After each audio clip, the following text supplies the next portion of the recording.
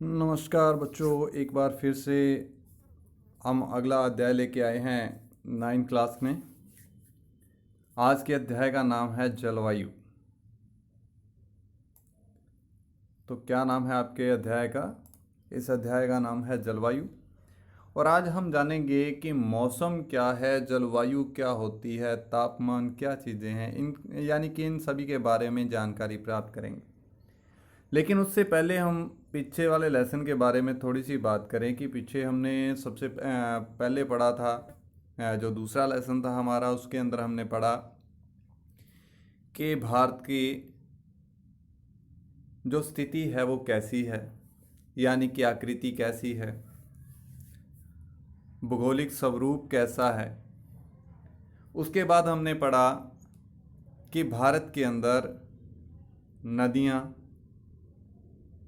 या पठार या पर्वत नदियाँ जो हिमाद्री नदियाँ कौन सी हैं और पठारीय नदियाँ कौन सी हैं, उनके अंदर क्या अंतर है, और ये नदियाँ किस प्रकार से जो शुरू की जितने भी नगर बसे वो आपको पता है कि नदियों के किनारे बसे थे। तो फिर हमें पता है कि भारत के अंदर की जो भू स्थिति है, यानी कि भू स्वरूप है, भौतिक स्वरूप है, जो वो अलग अलग प्रकार का है। कहीं पर पठार हैं, कहीं पर मैदान हैं। तो उसी अनुसार भारत की जलवायु भी क्षेत्रों के आधार से अलग अलग मिलती है।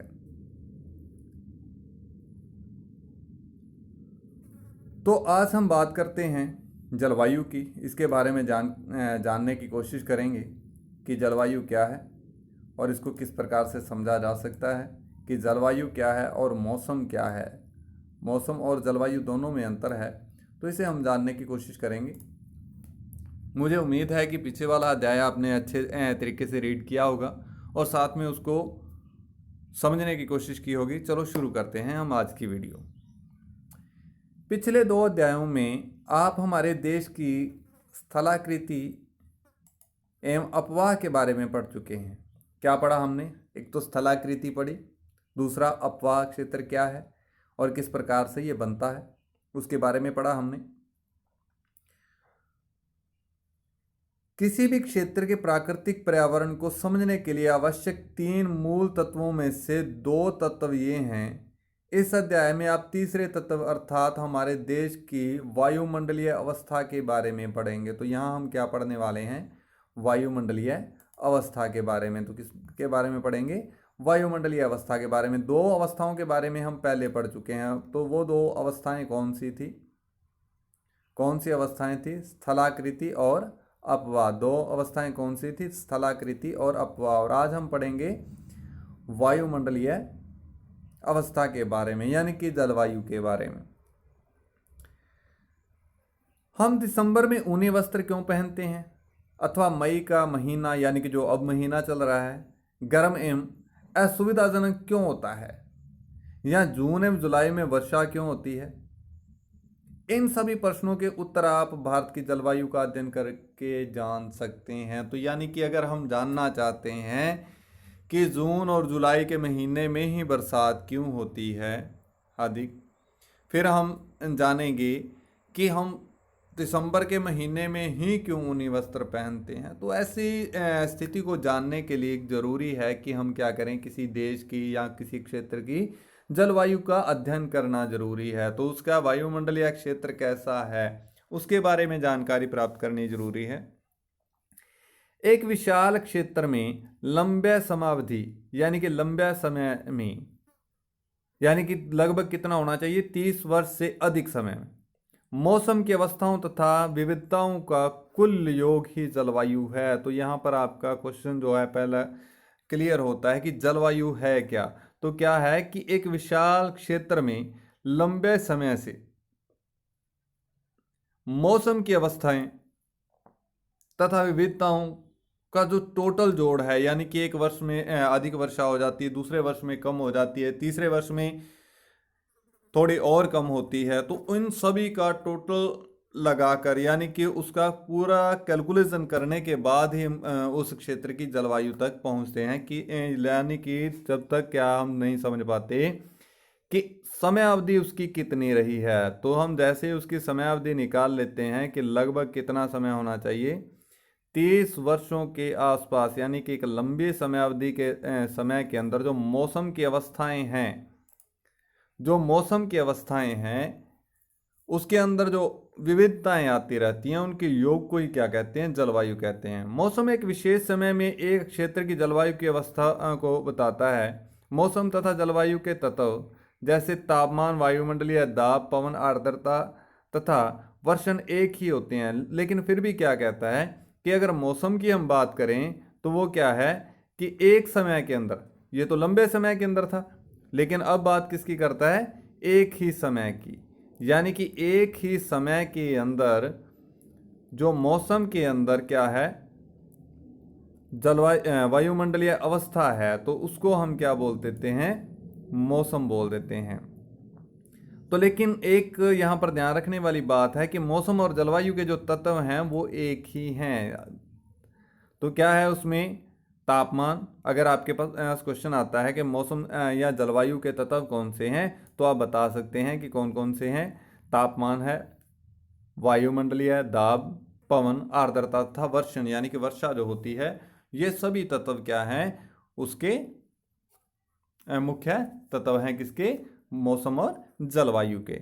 अपने अवश्य ध्यान दिया होगा कि मौसम की अवस्था प्राय एक दिन में कई बार बदल जाता है, लेकिन मौसम तो बदलता रहता है। आज हम कह देते हैं कि आज वर्षा का मौसम है, तो कल को शायद गर्मी का एकदम से मौसम हो जाए, यानी कि वर्षा ना हो। किसी दिन हमारे बादल बन सकते हैं। तो यानी कि क्या कहता है कि एक ही दिन में शाम को मौसम कैसा है, सुबह कैसा है। लेकिन जब कहीं की जलवायु की बात करेंगे तो आप देखेंगे कि वहाँ बोला जाता है कि वहाँ की जलवायु क्या है, आर्द्र है, यानी कि नमी है वहाँ पर। कहीं पर क्या है, ग्रीष्म गर्मी का मौसम अधिक रहता है, तो वहाँ की जलवायु का उसी के अनुसार कैलकुलेशन निकाला जाता है। कहीं की जलवायु शुष्क है, लेकिन फिर भी कुछ सप्ताह, महीनों तक वायुमंडलीय अवस्था लगभग एक समान ही बनी रहती है। कहता है दिन के अंदर मौसम तो बदलता रहता है, लेकिन वायुमंडलीय अवस्था जो है वो क्या होता है, एक जैसी बनी रहती है। जैसे गर्मी के अंदर गर्मी ही रहती है, चाहे वर्षा हो भी जाए लेकिन फिर भी गर्मी रहती है, लेकिन सर्दी के अंदर सर्दी ही रहती है। जैसे दिन गर्म या ठंडे, हवादार या शांत, आसमान बादलों से घिरा या साफ तथा आर्द्र या शुष्क। महीनों के औसत वायुमंडलीय अवस्था के आधार पर वर्ष को ग्रीष्म, शीत या वर्षा ऋतुओं में विभाजित किया जाता है। तो क्या कहता है, वर्षा ऋतुओं में विभाजित किस आधार पर किया जाता है कि उसका मौसम कैसा है, उसकी जलवायु कैसी है। जैसे ग्रीष्म काल के अंदर गर्मी की ऋतु है, जैसे शरद ऋतु आ जाती है, शीत ऋतु जिसको हम बोलते हैं, या वर्षा ऋतु है यानी कि जिसके अंदर काफ़ी अधिक वर्षा होती है। विश्व को अनेक जलवायु प्रदेशों में बांटा गया है। क्या आप जानते हैं कि भारत की जलवायु कैसी है तथा ऐसा क्यों है? इस संबंध में हम इस अध्याय में पढ़ेंगे कि भारत की जलवायु कैसी है। अभी तक हमने क्या पढ़ा कि जलवायु, मौसम और जलवायु के अंदर अंतर क्या है, इसके तत्व कौन से हैं, तो आपको समझ में आया होगा। तो अब जानते हैं, क्या आप जानते हैं कि मानसून, जैसे कह देते हैं कि मानसून आने वाली है, तो मानसून शब्द की व्युत्पत्ति अरबी शब्द मौसम से हुई है, जिसका शाब्दिक अर्थ है मौसम, यानी कि मौसम का आ जाना, यानी कि मानसून का आ जाना। कौन से मानसून, यानी कि वर्षा ऋतु, जिसके लिए हम यूज करते हैं इसको।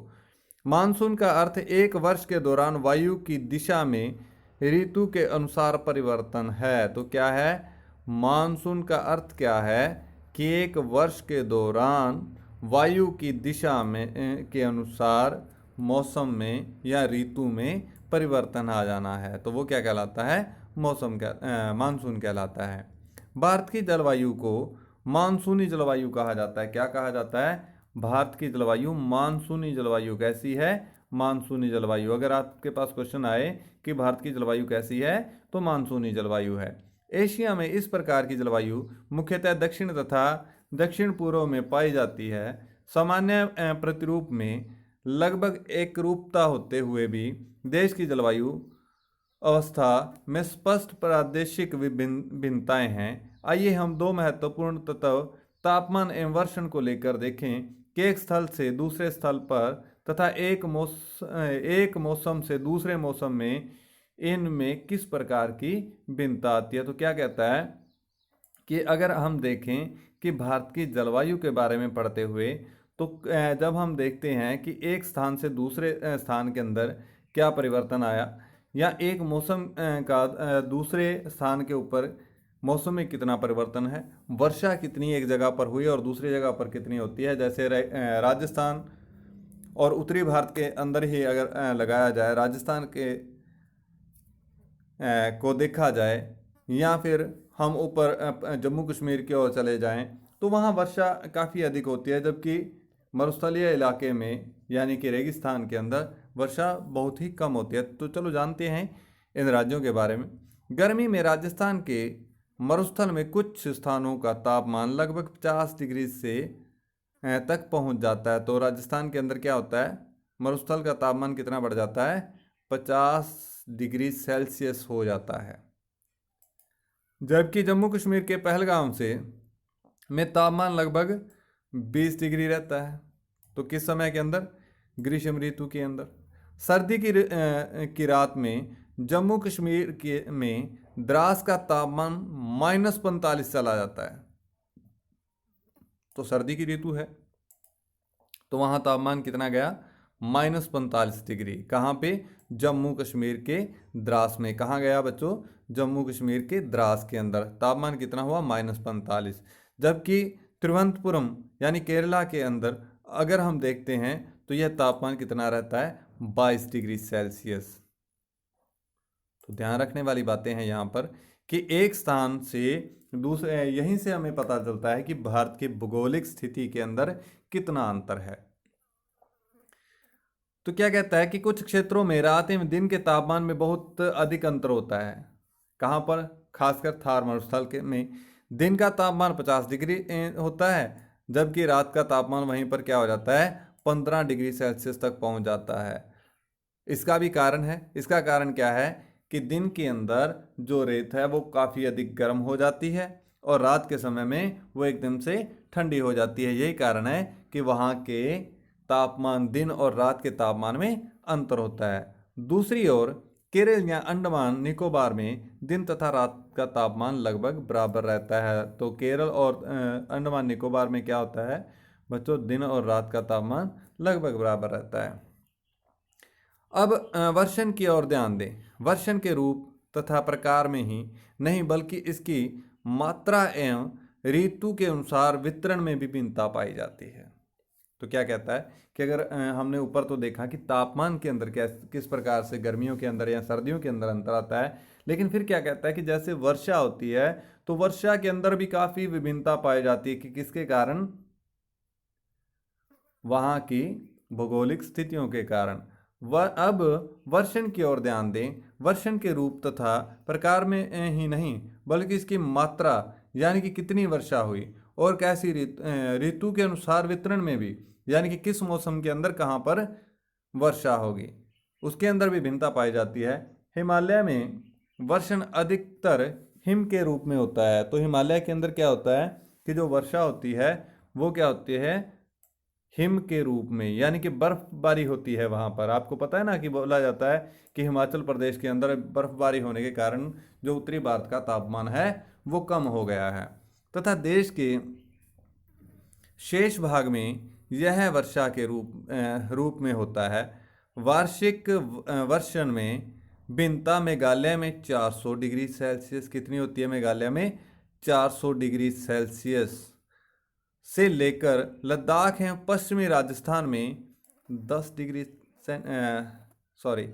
400 सेंटीमीटर से, यहाँ पर क्या है मेघालय के अंदर 400 सेंटीमीटर से लेकर, यहाँ वर्षा के नापन की बात कर रहे हैं ना कि मौसम के गर्म या ठंडा होने की। तो मेघालय के अंदर क्या होता है, 400 सेंटीमीटर वर्षा होती है और वहीं पर लद्दाख और पश्चिमी राजस्थान में क्या होता है, केवल 10 सेंटीमीटर वर्षा होती है। देश के अधिकतर भागों में जून से सितंबर तक वर्षा होती है। कब होती है, जून से सितंबर तक। आपको पता है कि आगे आने वाले महीनों के अंदर जब धान की फसल लगानी शुरू करते हैं तो समय के अंदर वर्षा होने लग जाती है। लेकिन कुछ क्षेत्रों जैसे तमिलनाडु तट पर स्थित अधिकतर वर्षा अक्टूबर से नवंबर में होती है। तो कब होती है? तमिलनाडु तट पर वर्षा अक्टूबर से नवंबर में होती है। तो ये भी क्या है, स्थिति और समय के अनुसार भी इस ऋतु के अंदर भी परिवर्तन आता है। सामान्य रूप से तटीय क्षेत्रों के तापमान में अधिकतर सामान्य रूप से तटीय क्षेत्रों का तापमान में अंतर कम होता है। तो क्या कहता है कि जो तटीय क्षेत्रों का तापमान है उसके अंदर अंतर जो आता है, यानी कि जैसे लगाएं कि ग्रीष्म ऋतु के अंदर अधिक तापमान बढ़ जाना यानी कि गर्मी हो जाना और सर्दियों के अंदर कम हो जाना, लेकिन ऐसा वहाँ पर नहीं होता है। कहाँ पर? तटीय क्षेत्रों के अंदर। जैसा हमारे उत्तरी भारत के अंदर होता है कि गर्मियों के अंदर बहुत अधिक दिन गर्म हो जाते हैं और सर्दियों के अंदर काफ़ी अधिक सर्द मौसम जो है वो हो जाता है। देश के आंतरिक भागों में मौसमी या ऋतुनिष्ठ अंतर अधिक होता है। उत्तरी मैदान में वर्षा की मात्रा सामान्यतः पूर्व से पश्चिम की ओर घटती जाती है। तो यहाँ पर ध्यान रखने वाली बात है कि पूर्व से पश्चिम की ओर जाते हुए क्या होता है कि इसकी मात्रा कम होती चली जाती है। पूर्व से पश्चिम की ओर जाते हुए वर्षा जो है वो कम होती जाती है। कहाँ पर? उत्तरी मैदानों के अंदर। ये विभिन्नता लोगों के जीवन में विविधता लाती हैं जो उनके भोजन, वस्त्र और घरों के रूप के प्रकार में दिखाई देती है। तो यानी कि जहाँ पर वर्षा अधिक होती है वहाँ पर आपको पता है बांस के घर बनाए जाते हैं। तो राजस्थान में घरों की दीवार मोटी तथा छत चपटी क्यों होती है? तो ये भी देखने वाली बात है। तराई क्षेत्र तथा गोवा एवं मैंगलोर में ढाल वाली छतें क्यों बनाई जाती हैं?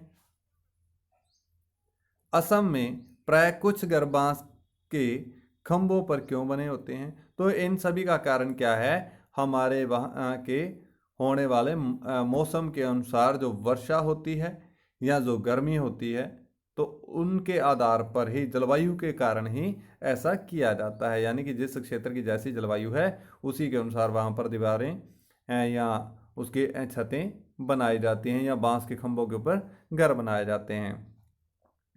तो इस प्रकार आपने अभी तक पढ़ा कि हमारे देश की जलवायु में किस प्रकार विभिन्नता है, यानी कि मौसम के अंदर इस प्रकार से विभिन्नता है। भारत का जो की जलवायु कैसी है? मानसूनी है। भारत की जलवायु कैसी है? मानसूनी है। उत्तरी मैदानों में वर्षा की मात्रा कैसी है? यानी कि पूर्व दिशा में अधिक होती है और पश्चिम की ओर जाते हुए ये मात्रा कम होती चली जाती है। अब बात करते हैं